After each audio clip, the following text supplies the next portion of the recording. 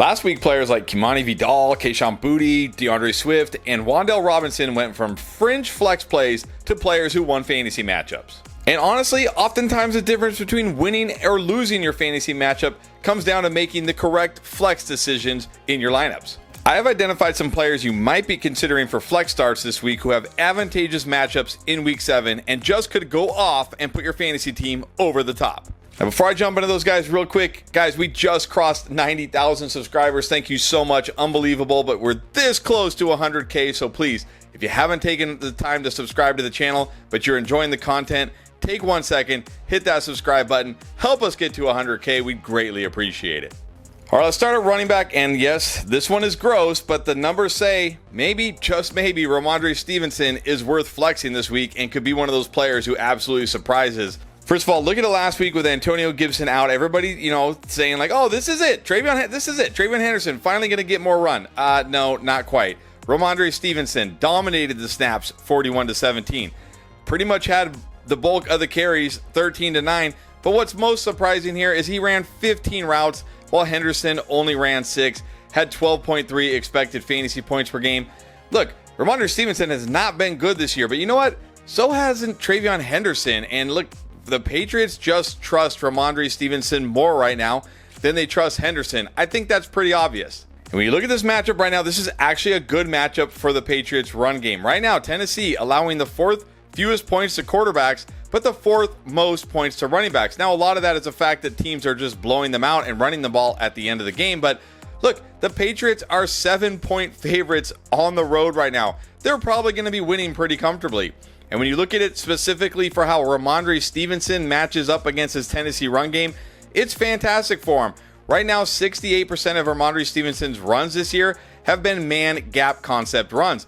And on those runs, he's averaging 3.23 yards per carry, which isn't great, but it's better than the 2.5 yards per carry he's averaging on those outside zone runs. So even though he hasn't been good on either concept, he's been better when given a chance on those inside man gap runs.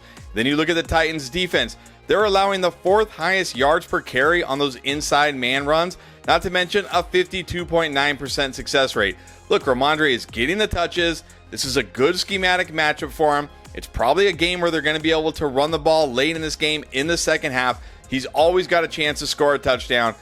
I don't love Rhamondre Stevenson. He's looked terrible this year, but in week 7, he could definitely be a strong flex for your fantasy team. And it hasn't been a great season for Alvin Kamara this year, but this is another matchup that just screams like maybe you got to take a chance on Alvin Kamara this week. Even though Kendre Miller's been coming on and kind of eating into his usage, look what we saw in week 6. Kamara, 33 snaps to Kendre Miller's 19. Okay, the carries are pretty close here, 10-8, but that's to be expected. But Alvin Kamara still ran 16 routes, had 5 targets, and 12.8 expected fantasy points. And the Bears, despite kind of shutting down Bill last week, are still one of the worst run defenses. They're allowing the 6th most fantasy points to running backs. But what I really love about Kamara in this matchup, if you're in a PPR league, not in your standard leagues, but in your PPR leagues, he's had 5 or more targets in 4 of the 6 games this year.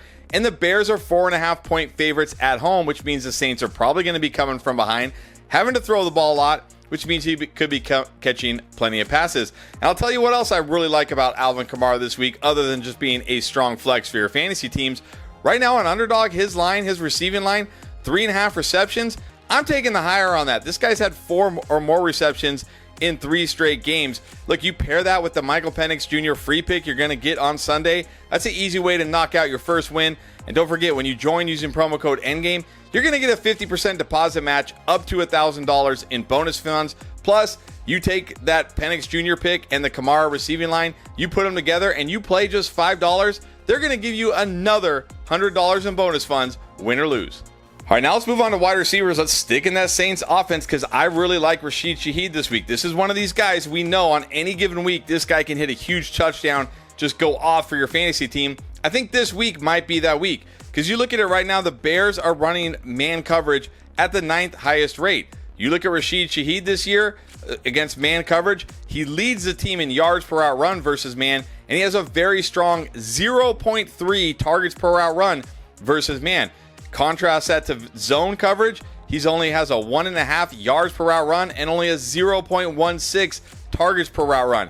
he is significantly better against man coverage, and the Bears run a ton of man. Now, I will say the Bears defense, the secondary is looking better, getting healthier, but still, Rashid Shaheed against man coverage always has the upside to hit that home run. And as I said with Alvin Kamara, the Bears 4.5-point home favorites. This could be a game where the Saints are playing from behind in the second half, having to throw the ball a ton. Rashid Shaheed has the kind of upside you're looking for as a flex start in Week 7.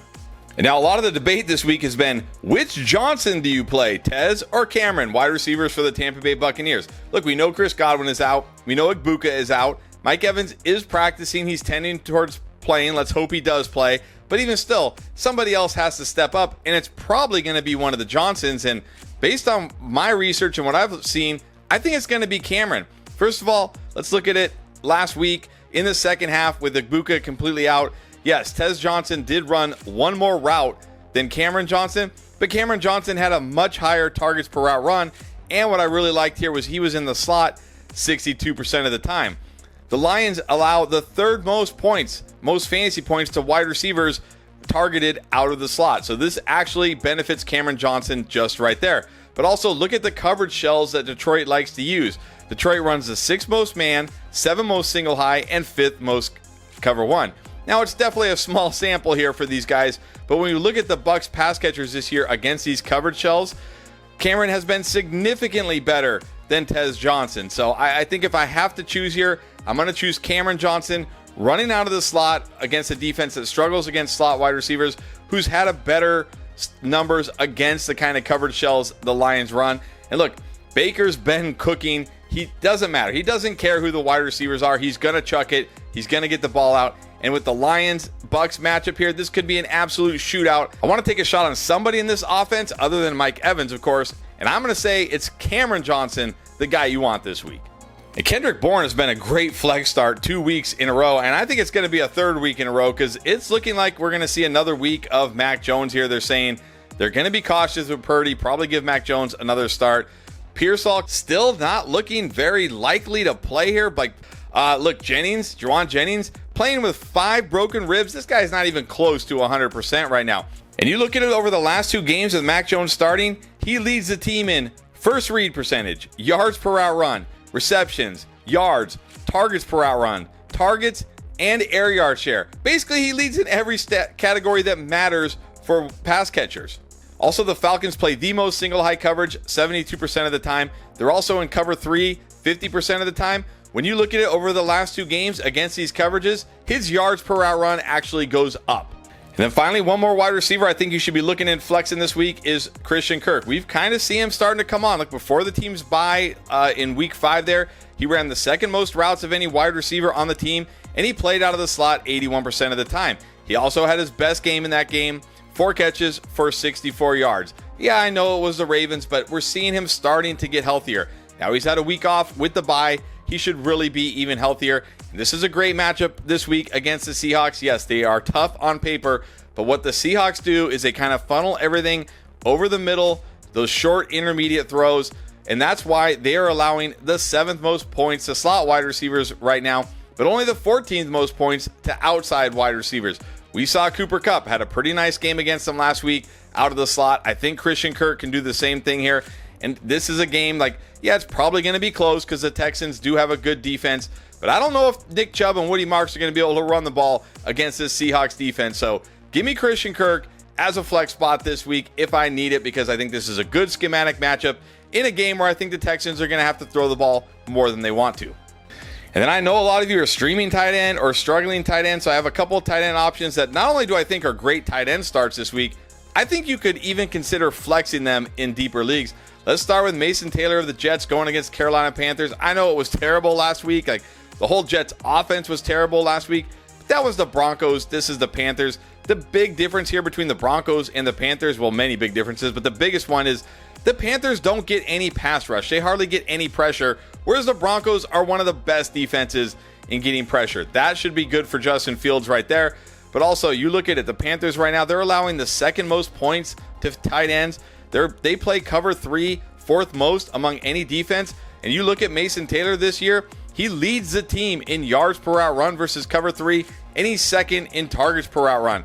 Not only that, the Panthers allow the third most points to players lined up in line, so tight ends lined up on the line of scrimmage, and he runs 60% of his routes in line. This is a great matchup for Mason Taylor here. Not to mention, again, at the time I'm recording this, I don't know if Garrett Wilson is playing or not, but he seems to be on the wrong side of questionable here. If Garrett Wilson is out, that is even better for Mason Taylor. So we're looking at a game here where Fields isn't going to get sacked 9 times, not going to be under a ton of pressure. Mason Taylor could be the number 1 target in this offense, and it's a great matchup for Mason Taylor. I think you got to roll him out there as a tight end, but I think also, again, in your PPR leagues, he makes a decent flex.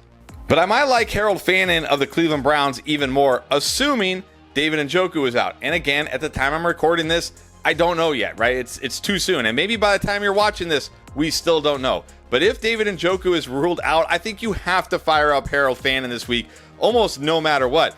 You look at it, in the 2 games of Dylan Gabriel, Harold Fannin and David Njoku have combined for 20 catches, 189 yards, and 2 touchdowns. Meanwhile, the rest of the Browns pass catchers have a total of 17 catches, 153 yards, and 0 touchdowns. He can only really throw the ball short and to the tight ends. If David Njoku is out, that's going to open up a massive target share for Harold Fannin. But not to mention, they are playing the Miami Dolphins this week, who are allowing the 7th most fantasy points to tight ends. I'll say it again. If Njoku is completely ruled out this week, Harold Fannin becomes a borderline must-start tight end. And I think he's also a great flex option for leagues because he's going to be so involved in this offense here. And if for some reason you haven't caught all the fantasy content we dropped for you this week to help you win, you got to go watch that no matter what. You can find it all in our Week 7 playlist right here.